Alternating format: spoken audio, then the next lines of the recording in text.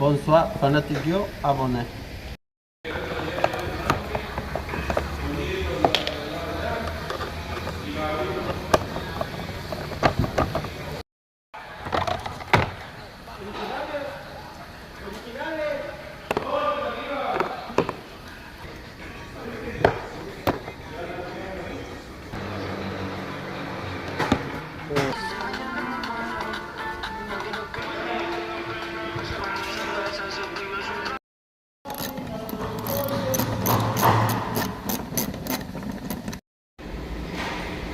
Yo estoy trabajando duro acá.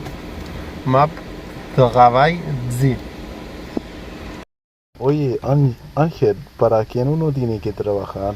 Travail pour Madame, Ujú. pour Petit Tout. Cierto, uno tiene que trabajar para su esposa, para ti y Para tu para hijo. tu hijo. Qué bueno. Bonsoir, fanatique, abonné.